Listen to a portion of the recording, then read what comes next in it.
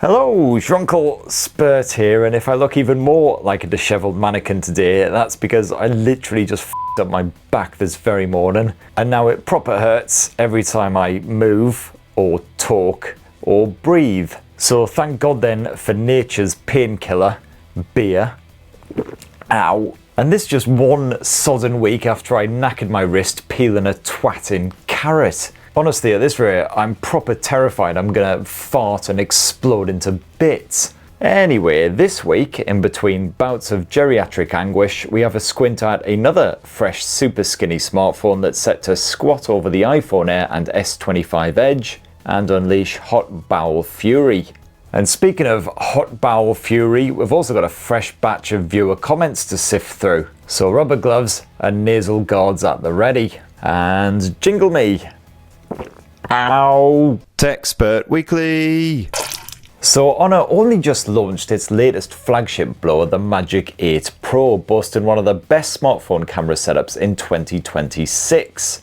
But while other manufacturers might have said, it, that'll do, and stuck their feet up in front of Antiques Roadshow, Honor is right back at it just 1 week later, pumping out another eyebrow-raising blower, which it revealed via a bunch of nonsense trailers which have bugger all to do with the phone, or indeed phones in general. It's more like a crap Chinese rom-com without much of the rom or the com.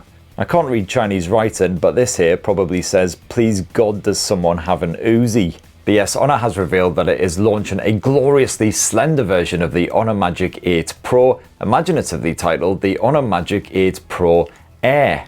And it's doing so over in China on January the 19th, that's next Monday. This poster here shows off the impressively skinny design, with rumours pointing to a 6.3mm thickness, and that's only slightly thicker than the iPhone Air and Samsung's Galaxy S25 Edge, which measure in at just under 6mm at their thinnest point. But 6.3mm is still a considerable reduction compared with the regular Honor Magic 8 Pro, which is a proper full-on chonky boy. And more significantly, the Honor Magic 8 Pro Air is said to weigh just 158 grams, which is ever so slightly lighter than its size 0 Apple and Samsung rivals. In even better news, the Magic 8 Pro Air will apparently be considerably more compact compared with the regular 8 Pro, sporting a 6.3-inch OLED display. And again, that's smaller than the 6.5-inch iPhone Air and that 6.7-inch S25 Edge. So your Uncle Spurt is anticipating some proper top-notch hand feel. I don't know why I do that for hand feel every time, like some kind of sex pest. As well as the regular black and white models, the Honor Magic 8 Pro Air should sport some more vibrant finishes, including purple and orange. And you can expect the brains of the operation to be MediaTek's Dimensity 9500 rather than the Snapdragon 8 Elite Gen 5, which was stuffed inside of that regular Magic 8 Pro. But if you're a gamer, don't fill your pants in outrage, because that 9500 is more than capable of dealing with unwieldy beasts like Wuthering Waves. After all, it was the brains behind the Oppo Find X9 Pro, which was a bit of a burly bugger. We just gotta hope that that Magic 8 Pro Air doesn't get too toasty when you're gaming, because that's one of the main concerns with these supremely skinny smartphones. There's less room in those slender chassis for some proper cooling tech. Of course, many skinny phones, including the S25 Edge and the iPhone Air, are just like a super hot underwear model. They might look and indeed feel rather nice, but when you try and actually do anything with them, disappointment is inevitable. For one, the battery life is usually a sack of soggy bog roll, so anyone who wants to do more than occasionally check their WhatsApps will likely find themselves nads deep in power saver mode before they've even consumed their 5th pre-dinner whiskey. And especially in the case of the iPhone Air, you can expect some serious spec sacrifices too, like a camera setup that's far too cack for a £1,000 smartphone. I've taken better photos with the sodden Game Boy camera. But no such worries for the Honor Magic 8 Pro Air, or at least fingers crossed, touch wood, etc. For a start, they've apparently crammed a 5,500 mAh silicon carbon battery inside of that super thin frame, so even super demanding users should be able to make it through a full day without getting too deep into that power saver mode. And there's rumours of 90-watt fast charging support just in case you need to juice it up in a jiffy. As for the camera tech, well, those internet oracles have uncovered that the main sensor is a 50 meg 1/1.3 inch beast, which should be great for night snaps. and that's backed by a 50 meg ultra-wide shooter plus a proper telephoto snapper with 3.2 times optical zoom. So hopefully the Magic 8 Pro Air will end up almost as good for everyday photography as the proper Magic 8 Pro, which spaffs out wonderful snaps like these. And that is what a bunch of internet geeks reckon they know so far about the Honor Magic 8 Pro Air. Clunky as name, but hopefully a proper banger of a blower. It's launching China side next Monday, but no word so far of when or indeed if it'll ever enjoy a global release. But I really hope so, because it sounds proper ruddy good. But what do you reckon in that lovely head of yours? Is it a big hit or a bit shit? Let us know down in the comments below. And now it's time for the YouTube equivalent of shingles. It's viewer comments. Viewer comments. Wow, it's a tough job, but somebody's got to do it. Ow, ow, ow. Oh, f***ing ow. I wonder if I released a super edit of me just drinking beer and screaming in anguish, if that would do well on YouTube. Anyway, last week was of course the first Techspert Weekly of 2026, and Kumar and lots more of you lovely buggers have said Happy New Year, Uncle Spurt. And Happy New Year right back at you. Hope you're all having an absolute smasher so far. May your cups be overflowing with sweet, delicious booze and your loins be thoroughly girded. Mike B says, thanks Uncle Ernie. Watch it you. And Michael C2 says, have you ever considered that you're glorifying the consumption of beer? You should be glorifying the consumption of hard liquor and cannabis instead. It's a much better combination. I mean, I do tend to stick to the liquid poison myself, but if anything, I think I'm doing the opposite of glorifying the consumption of beer. I mean, just look at me. This is what happens when you drink, kiddies. And you know, it's always the same at every single launch that I go to. It's always myself and the rest of the old tech media crowd who've been doing this shit for like 2 decades now, all propping up the free bar, drinking it dry until the wee hours, while all of these young, fresh-faced 20-something influencers basically knock back a kale juice and then bugger off back to their rooms for 8 PM. And what's probably happened is they've taken one sniff of us lot and said, F that noise, that's not going to be me in 20 years. Either that or they're just a bunch of boring c***s. Next up, Mission Logs says, Uncle Spurt, are you going to review the Xiaomi 17? I absolutely bloody am, you know, but it'll be the proper global version of it when that launches outside of China eventually, hopefully at MWC next month. Victor Lance 780 says, welcome Red Warrior.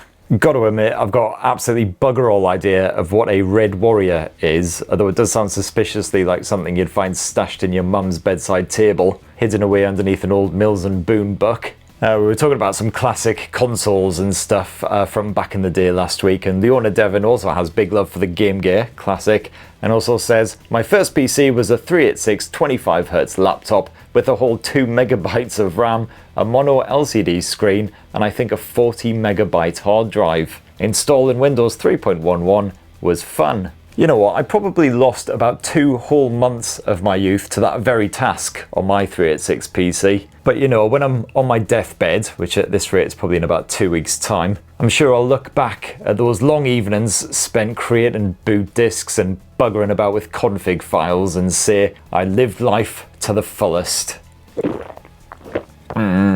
Rico V says, he said game gear. No, I said game gear, that's just the accent. It is slightly annoying, but every time I say gear, it does sound a bit like gay. So I have to say it really slowly, like game gear. Now I sound like a fucking pirate. I do remember this causing an awful lot of consternation back in the day when I used to review those Samsung Galaxy Gear smartwatches. Everyone thinking I was chucking a lot of homophobic slurs at this bloody watch. He wanders around, says, hottest game for me. That's right, we were talking about rock solid games from back in the day as well. So hottest game for me was also Battletoads, but on the NES rather than the Game Boy. The bloody sodden speed of bike levels were killers, and also Super Probotector, or Contra in other countries, on the SNES was an utter bastard. Yeah, I remember I had a Probotector game on the Game Boy back in the day, which I don't think was too bad. I think I finished that one, but I had a few of the Contras on various platforms as well and just never completed any of those ever. And that was in my youth as well. These days, Jesus Christ, I mean, I don't even bother with bullet hell titles because I've got the reactions of a comatose badger when I'm sober. So if I've had a few pints, you might as well just pass the controller to a comatose badger with no thumbs who hates video games. Oh, Little Black Cloud says, hardest game ever, Cuphead. That game. Oh, I already shouldn't laugh. Yeah, it's one of those games that I really enjoy watching other people play, but whenever it comes to my turn, I just feign hand cramp, or not much feigning needed these days, to be fair. Steve Bacon says, I never finished Gauntlet back in the day. I totally forgot about it until Uncle Spurt caused flashbacks by talking about old computer games and me throwing a tantrum every time I failed a level. That was a proper tough bugger as well. Loved me a bit of Gauntlet on the ZX Spectrum, but bloody hell, those shagging ghosts were a proper pain in the bollocks. I remember it was fairly common to be absolutely surrounded by about 50 of those phantasmal quits, at which point you were basically cooked. And I mean, was there actually ever an end to that game? Because I just seem to recall just level after level after level and it go on forever until you either died or you eventually got fed up and switched over so you could watch You Bet. Quite a lot of comments about hard games, and clearly a lot of people with scarred memories from all this shit. Mustar the Truth says, for me, the two hardest games are Ikari Warriors, I probably completely f***ed up that pronunciation, but Ikari Warriors, I guess, and Ninja Gaiden. Butter my arse and call me a crumpet. I completely forgot about Ninja Sodden Gaiden. I had that on the original Xbox, 20-something years ago. I remember I picked it out of the bargain bin at Game, took it back home, played it for probably about a week, 2 weeks, and didn't even make it past the end of the first level. I literally had my arse pounded into corned beef over and over by that bloody boss at the end, who I think was just like an old man with a cane. Simon Kirkner says, hey Uncle Spurt, Happy New Year again. Happy New Year, Simon. I noticed you holding the Pixel Pro there. I've heard from so many people that the camera app keeps freezing more often than not. Can you confirm this issue, or has your experience been rock solid? So, I haven't seen that particular problem on the Pixel 10 Pro XL, but I have experienced a considerable amount of balkiness on this thing in the past few months that I've been playing around with it. Apps just completely freezing or screwing up for absolutely no reason. That's Google apps as well, not third-party apps even, so I honestly do not know what is going on with this thing. I was hoping it would all be sorted out in a bloody update, but seriously, I feel like I'm smoking crack every time I use it. And I think I promised I would do a full review of it last week, but I obviously didn't get around to that. Sorry, it's been a bit of a busy one, but hopefully soon.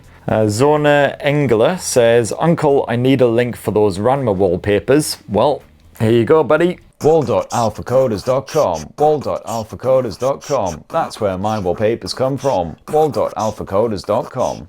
Burp39R says, good luck in the cup tomorrow, Chris. You'll probably tear us a new one. Excuses in early. Yeah, this is referring to Everton versus us Mackhams in the FA Cup, which was last weekend. Sadly, I didn't get to see the match because it sounded like an absolute cracker, but as usual, it was on sodden TNT. I'm still yet to meet anyone with the bloody TNT subscription, so the match was probably enjoyed by a grand total of 3 people and their cat. Aerong says, waiting with bated breath for the OnePlus Nord 6. I just really hope that they make it a proper metal bastard again like the Nord 4, because the Nord 5 was a bit of a wet drip really. Miracle47 says, surprised that Spurty Boy didn't mention the Motorola Razr Fold reveal at CES. Motorola is his biggest sponsor.